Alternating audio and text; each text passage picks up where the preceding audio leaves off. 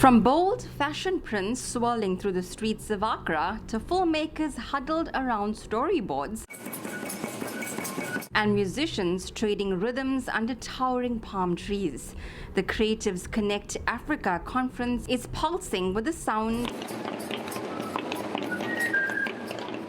and color of a continent rewriting its own narrative. But beneath the light and laughter, a louder message is rising. African creatives say they're done being boxed under culture. They want to sit at a table of trade and industry where real money, real policy, and real opportunity live. Now, what we are looking at is how do we make it easier for creatives to actually trade. So it is Creatives Connect Africa in terms of using the creatives to connect Africa and to actually trade with one another so that we can be able to commercialize hobbies, if you may put it that way. So the young people, the women, they do what they like, fashion, look at me, but what happens? They also make money out of it. And then they connect with other creators from different countries. And you know, Africa, we know how to do things, yeah?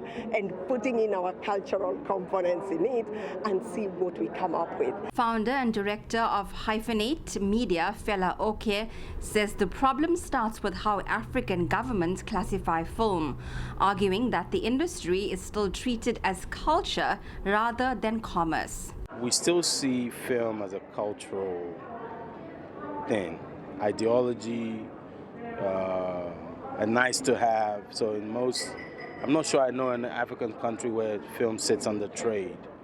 My thing is film is a product, is a tradable asset, and I think we've got to see it as that first, that you can commercialize film.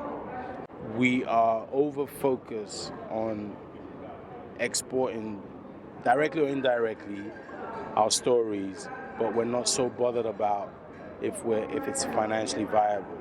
So I think a lot of filmmakers are I want to make a film because I want to sell it to Hollywood, but you should be saying I want to make a film because I want to sell it to South Africa, Malawi, Ghana, Nigeria. From Nollywood's global rise to Amapiano taking over world stages and African fashion dominating international runways, the continent's creative industries already punch above their weight. Filmmakers say Africa has no shortage of talent, but the red tape around producing and distributing content on the continent makes it difficult for creatives to sell their work. I think it's very important that we as Africans, take control of our own narrative because increasingly the world is looking towards Africa, right?